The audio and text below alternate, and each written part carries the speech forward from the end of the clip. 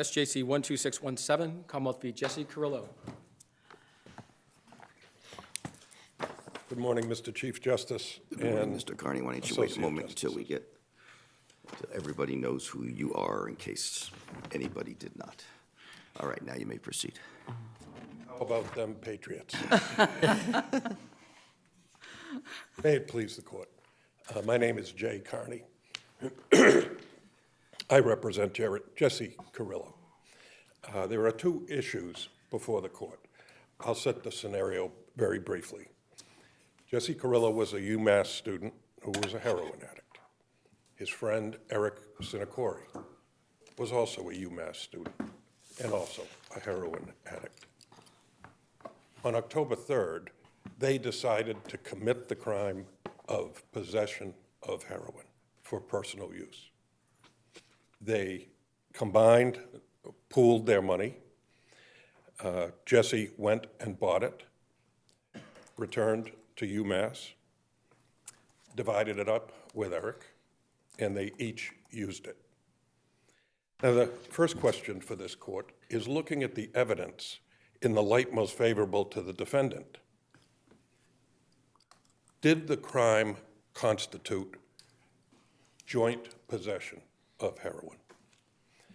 And the evidence I submit shows unmistakably that the jury could have believed that this was an effort to jointly obtain heroin. Does that require overruling Commonwealth versus Johnson? Well, I think Johnson, which is the case relied on by the prosecution, has in effect been overruled by Zanetti and how Zanetti has been applied. Johnson held in 1992 that it could only be a joint venture to possess or purchase drugs for personal use if both persons simultaneously are present to buy the drugs. Well, the prosecutor contends that if Jesse and Eric had combined their money and they both drove to the dealer and they each gave the dealer the funds and they received heroin in return, the crime being committed was joint possession of heroin. Attorney, how do we distinguish this from any other case involving a middleman? So we have a case in Boston Common, a seller gives a middleman $50. Mm-hmm. The middleman buys 3 rocks from his person around the corner. You've seen it. Takes one himself and gives 2 to the seller. Yep. Is this case the same or is it different? No, this is very different. How? In Fluellen, the court noted that a middleman expects to get some benefit. In your example, the middleman did get some benefit.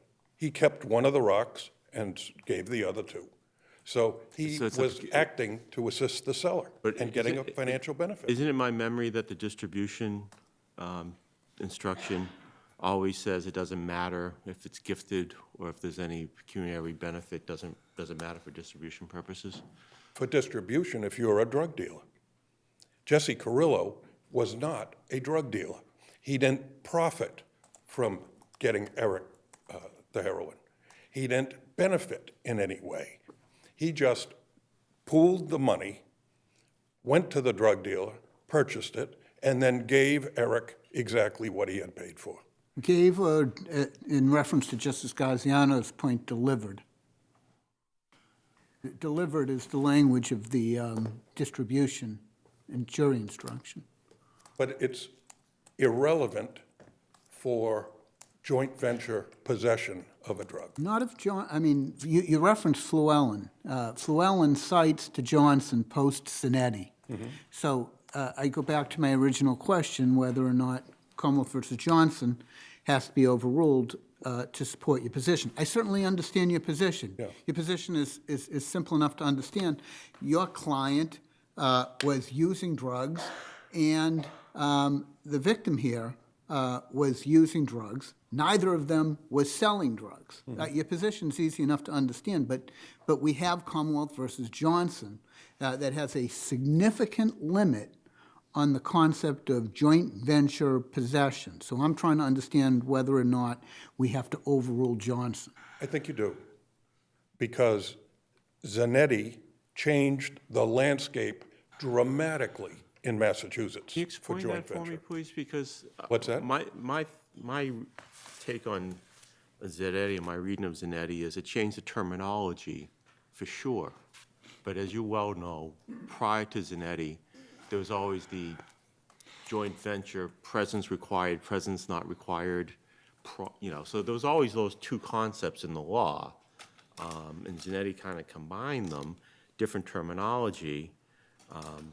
Obviously, the father of Zanetti is here, but different terminology. But how did Zanetti affect such a sea change that our law is now different in this area? Because it made it clear that you did not have to be present at a crime scene. But that was always the law. Well, but in Zanetti, it was clarified. And it may be restating the law. I understand that it's Because we author always had before believes that, someone hires someone to kill someone, and, that was always a joint venture. But the cases made clear that you don't have to be at the scene of the crime if you have meaningfully contributed to it. Brown is a great example. So prior to Zanetti, if I hired a hitman and gave the hitman $100,000 in directions to go to the target's house, are you telling me and the hitman killed the person, I was safely at home, enjoying the prospects of it, that person wouldn't be guilty of joint venture murder? Yes, he would be. Okay, then how did Zanetti change that? It emphasized if a person did something meaningful to contribute to the crime, he is guilty even if he is not present when the crime occurs. That Zanetti clarified that. And When we used to instruct on joint venture, and we talked about the shared intent, there were two instructions. There was the instruction with the shared intent if the defendant was present, and the shared intent if the defendant wasn't present. So I'm not sure how much Zanetti or even the felony murder case, Brown, changed that. let's say it didn't change that.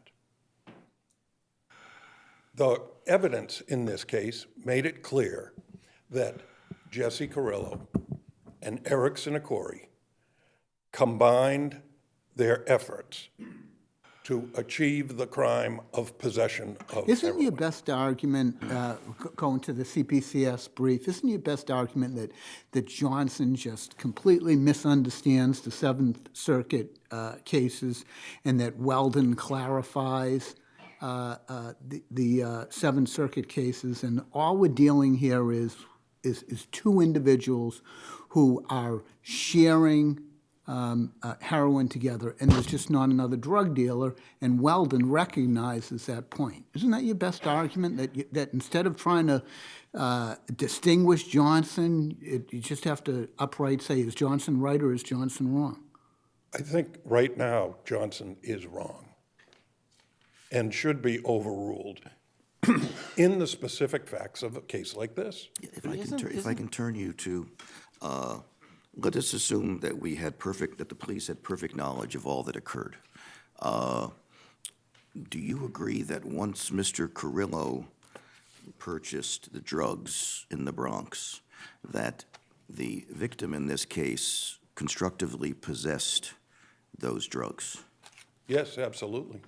So your argument is, and of course we have the New York versus Massachusetts, but if they had searched Mr. Carrillo's home before he gave the drugs to the victim, and again had perfect knowledge, knowing that the victim had purchased those drugs and had asked him essentially as his agent to purchase for them, is it your view that he could have been charged with constructive possession of the drugs that would have been found in Carrillo's home?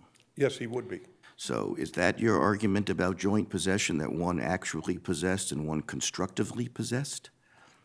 That's been the way some courts have looked at it. But I view it very simply. They are engaged in a criminal effort to obtain possession of heroin. And counsel, you're only requesting that the jury be instructed on this option. That's correct, Your Honor. And because the jury has to decide, is Jesse Carrillo a drug dealer, or is he a fellow addict, as isn't Judge he a- Agostini said, Isn't he a chain? was helping another? I thought an important principle of these cases was you were a chain in the distribution. You were a link in the chain in the distribution. So the victim doesn't go to New York. The fact that the defendant is delivering the drugs changes it, doesn't it? Isn't No, that- because the essence of the crime is they want to both possess heroin. I understand that, but one of them is sort of going to New York and getting it, sort of encouraging and facilitating the crime and the possession in a different way, isn't he? It's not necessary for both of them to drive to New York to have this But it's joint different. venture. But it's different than the Posner, those Seventh Circuit cases where one's literally in the car, so they're both really present. This is really facilitating this in a way. Maybe the victim isn't going to go that far to get the heroin. I don't know. It's a question, not an answer. Can I just clarify something? Wasn't the second trip just for the victim? No, Okay. my client also was getting heroin and did get heroin.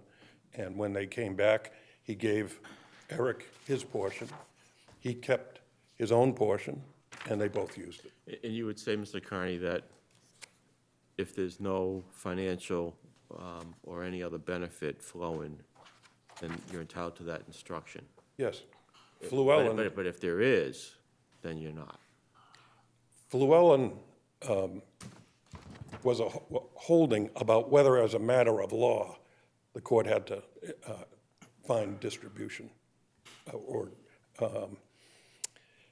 But in Fluellen, as it notes in a footnote, the jury was instructed on joint possession, and they rejected that theory.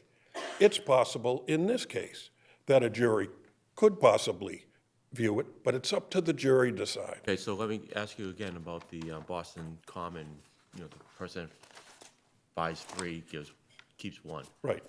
Would that also have a joint venture, joint possession instruction? You probably could get one, because it's up to the jury to decide. Was that person a drug dealer or facilitating a drug dealer and receiving a benefit in return, or was he just a user looking to possess it for himself? I think under those facts, it's easy to see that he is a drug dealer. But in this case, the reason it was so devastating is the jury was just given one option to convict him of distribution. Before you run out of time, could you address the involuntary manslaughter and whether or not, even if there's a plus required, whether or not the plus is present here with these circumstances? I submit they are not. And I know that I've raised the hackles of the Attorney General, who filed an amicus brief saying 5 or 6 different ways, heroin is wicked bad. It's wicked bad. It's wicked bad. We know that. But what we have to determine is a person acting as a possessor of heroin when he buys heroin in a joint venture with another person? They both meaningfully contribute to the success of this venture because they both kicked in money. Jesse delivered it. And then at that point, they had completed their goal, which was joint possession of heroin for their personal use. Well, could you The have... jury wasn't able to find that. Say it's not a distribution case, and say it is a joint possession case, and an individual gives someone that they know is vulnerable some of their heroin that they're jointly possessing, and just leaves them with 9 bags of heroin and goes home. Would that person be engaged in wanton and reckless conduct, even if it was joint possession? I would say on the facts of this case, it would not be wanton or reckless conduct. The rules say the Defendants Act has to create a high likelihood of substantial harm. And it's based on what he knew or what a reasonable person would. What about locking the doors of a nightclub? Yep, That doesn't, big fires don't happen every day, but that is wanton or reckless conduct. And so you can't go by probabilities, right?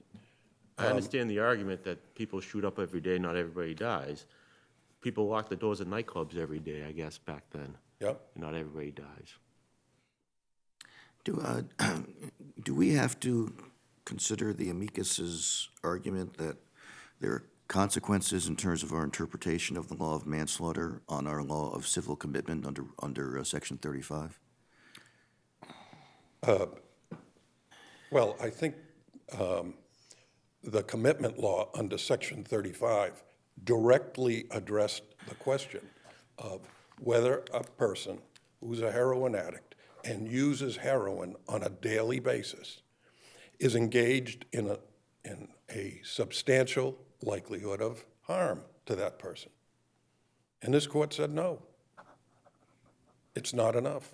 I mean, what you have to look at is what Jesse knew that day. He knew he was a heroin addict. He had a reliable source for his heroin. He used 3,000 bags of this heroin over the last 10 months without overdosing or having any substantial harm result.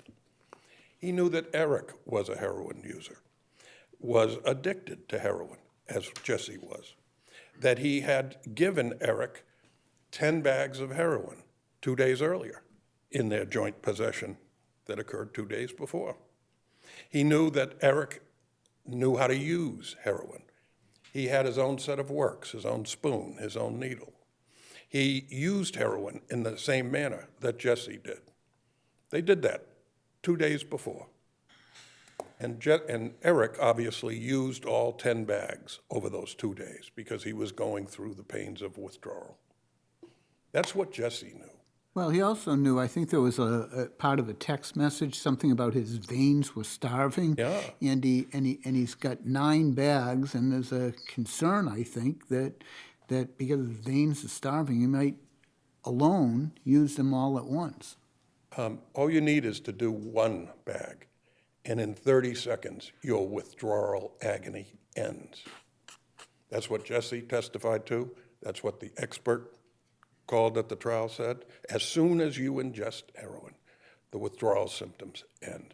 And that's what Jesse was doing in giving Eric his part of the heroin. He expected Eric to use it, just as Eric had used the other 10 bags that he had received 2 days earlier.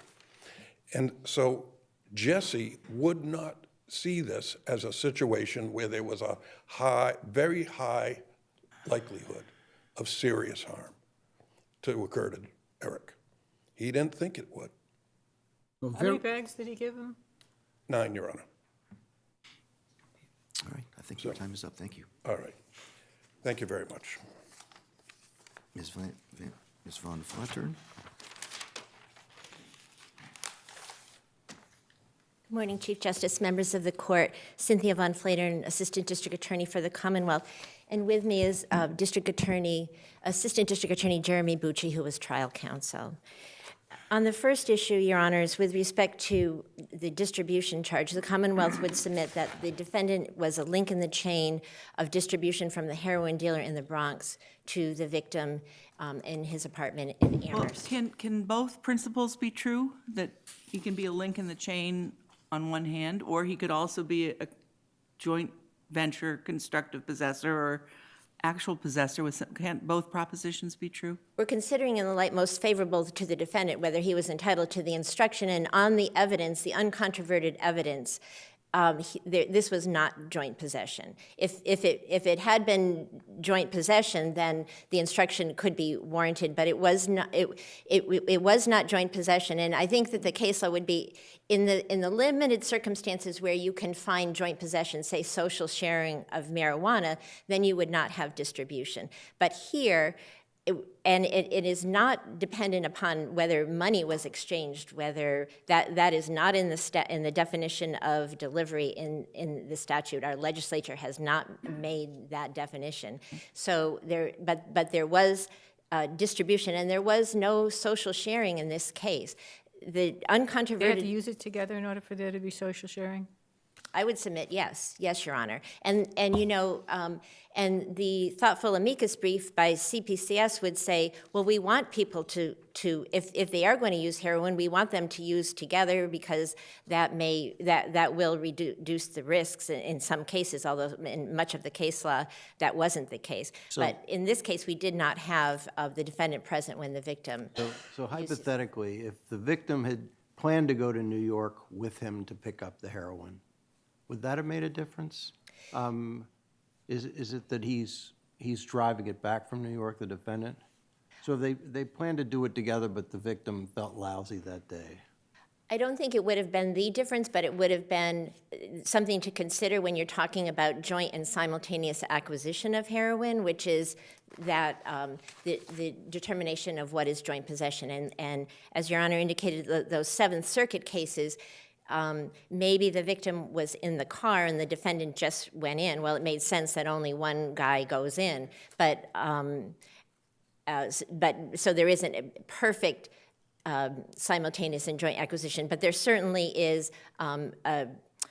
a endeavor to work jointly together. So if the victim had gone along, that would be one consideration. In some of the cases, the victim's driving the car, and the defendant goes in, and they have pooled their money. But you don't have that here at all. All you have is that the victim gave his money to the defendant, and this was not a sharing of resources at all. The victim got 10 bags 2 days earlier for $100, and he was hoping to get another 10 bags for $100. He only had $70 when the defendant left campus, and he gave him that 70 with a promise or a hope that he would have the extra 30. And there was conversation on the way back, do you have that 30? And he said, no, I only have 20. And so he only got 9 bags. So this was a business relationship.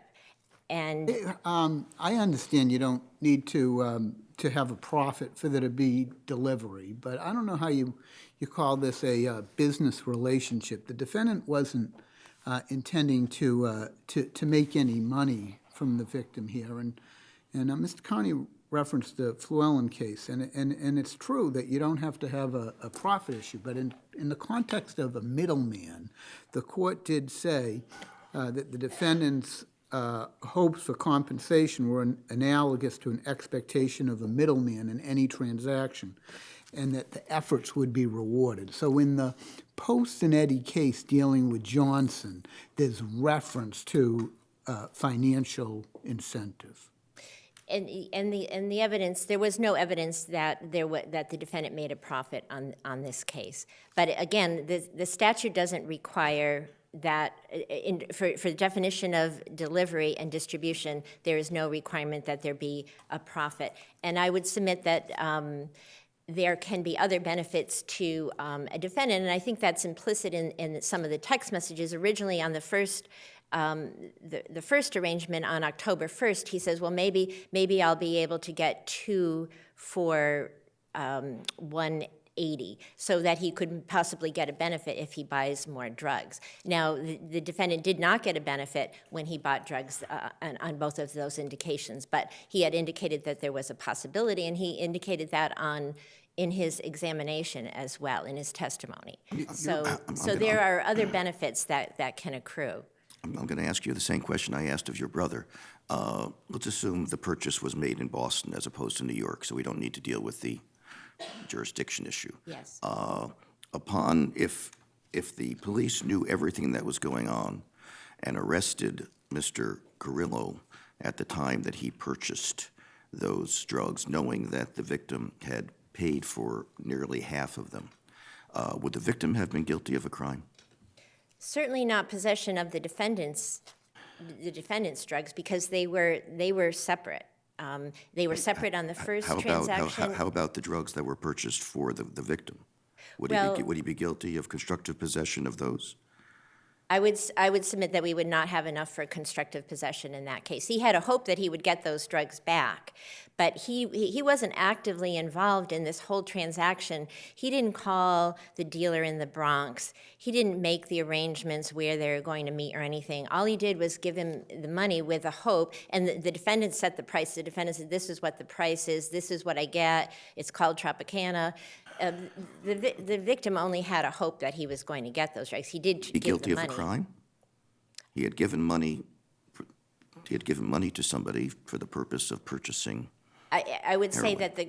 that the closest crime would be possession, but that there was not enough for constructive possession in this case. How about conspiracy to possess? Well, they had an agreement that they would violate the drug laws. Right. So the victim would be guilty of at least conspiracy to possess. Perhaps that's an argument, but again, that's not what the. Isn't it plain that he would be guilty of conspiracy to possess? He had given money for the purpose of purchasing. In this particular hypothetical, I think if the elements are that they would agree that there would be a violation of the drug laws and that they would both be using heroin, yes. But of course, the crime occurred when there was distribution, Well, there was a crime delivery and distribution. There was a in crime cameras. before, too. You just didn't charge it. Yes. You emphasize in your brief that he kept the money in a separate pocket, he kept the drugs in a separate pocket. Is that important to our analysis? He kept the money in a separate pocket on the first transaction. I don't think that was the testimony on the second transaction, and I don't think that it's a critical difference when the uncontroverted evidence is that they were separate, and the defendant or the victim had $90. He got 9 bags. It was very clear to the defendant there was going to be no sharing of the heroin. And in fact, there's also in the text message, the course of text messages, after the first transaction on October 1st, the victim had reached out to the defendant about whether he was going to be going back to the Bronx to get more drugs, and then was asking whether he could buy some of the defendant's drugs that he had in between those two transactions. And he said, "No, you're not getting any of my stash. If you were to get my stash, you'd have to pay mad dollar for it." And on his testimony was that would be like if you had a craving for Reese's peanut butter cups and the person only had one, they'd charge you $20 for it. So there was no sharing of the resources here, no sharing of the heroin. What do you say about the Weldon versus the United States, which the Seventh Circuit case that says that when one individual remains in the car and somebody else goes out and makes a purchase, comes back to the car, that's not distribution? It seems important, and it seems particularly important since I think Johnson relies on the earlier Seventh Circuit case. I think there's a difference here because, again, if in that Seventh Circuit case, the victim was with the defendant, so you have that joint and simultaneous acquisition, which is the definition under Johnson. But also, if you look beneath those factors, you have the joint endeavor. You have participation by the victim, which you do not have here. So I think that we can easily distinguish that case. Counsel, what's your position on Zanetti? Do you think it represented a sea change or a clarification? I think it represented a clarification, and as the panel of the appeals court had decided in denying the stay, that there was always aiding and abetting law, and they cited to the cases there. So Zanetti clarified, but there was no change here. And when we look at aiding and abetting, we don't have that in this particular case. So there would be no change as a result of Zanetti. If I can turn you to the involuntary manslaughter charge. Yes, Your Honor. Is it your position that whenever anybody uses heroin, there is a high degree of likelihood that substantial harm will result? I think that's recognized in the case law, that there is a substantial likelihood of harm with heroin, and I think that's recognized in the case law. That would be backed up by any statistics, backed up by any expert testifying, backed up by even any user testifying that there is a substantial likelihood of harm. There's likelihood of death, but that's not even the standard for wanton or reckless conduct. So every drug deal then with heroin or other, besides maybe marijuana, is if there's a death that results, then there's an involuntary manslaughter possibility here then. We would submit that no plus factors are necessary, but we do have. So that's the question. So every time someone dies and we have someone selling heroin, it's just a question, it's not a rhetorical one, then there's an involuntary manslaughter. Is that right? I think that this court, or the appeals court, would be able to look at the circumstances. If you had. Why? Because. You're engaging in a risky, illegal transaction with a drug sale, isn't it? I take it your argument is that that's involuntary manslaughter if someone dies. Yes, but there could be, I'm thinking of other factors where, and this kind of addresses concerns in the amicus. But Mr. Carney presents fairly, he's bought this heroin multiple times, used it himself. He's not died on any of these occasions. Isn't that about as safe a drug delivery as we're going to hear about when we're dealing with heroin? No, Your Honor, because he was delivering to an individual who showed severe addiction and the potential that he could use all 9 bags at once, never mind the 3 that he did use here. He was at high risk for overdose. He indicated that in his text messages. He indicated that by his use. The only concern I have with saying that it is always, isn't that going to be a fairly typical user? We've got people who are Yes. desperate. So Yes. I just want to make sure I understand the rule from your perspective. well, and I think that Perry, and Perry was an appeals court case and an SJC case, would say that delivering heroin to somebody that uses it is so wanton or reckless that it is So in every manslaughter. case it is. So yes, I'm only qualifying that in the sense of if there was use together and then somebody called for assistance, called 911 or had naloxone or something like that might be different. But the case law over and over again in many cases has been that the delivery has been wanton or reckless. And of course, they have also mentioned other factors if they exist, but I think Perry makes it clear you don't need a plus factor. If we say that, what is the consequence on Section 35 commitments? The standard there is the person is a substance abuser, and there is clear and convincing evidence that there's a likelihood of serious harm directly resulting from the substance abuse. Is it your position that every person who uses heroin with a substance use disorder therefore can be civilly committed? My understanding of this GP case is that there was not evidence about the immediacy of the harm to that particular individual, and that if there had been, then that would be a different story, but the case became moot. So in that, there were 3 factors: whether the individual was causing harm to another, whether the drug use caused other issues, like was a problem with another disease or with diabetes or something like that, or whether there was an immediate harm from the use. And the evidence there did not show that on the record that we had. But in that case, all sides agreed that the mere fact that a person has a substance use disorder, it does not suffice to warrant a civil commitment, which means that it would not suffice to show that there's a likelihood of serious harms directly resulting from the substance abuse. If we do what you want us to do, are we not opening the door to the view that every person with a substance use disorder can be civilly committed? No, I don't think so, because I think that this court made it clear that there has to be some evidence of the immediacy, because we don't know when the person used. Isn't the immediacy apparent from if a person is getting heroin and they need it because they're withdrawing? Isn't that the immediacy that you're saying was here? Well, I think in the civil case, if you have some testimony about that they recently overdosed or that they recently almost overdosed, or that would be, then the standard would have been met. As opposed to the. You don't have that here. Well, here we did have the person overdosed and died, the victim But did. not before it was given to him.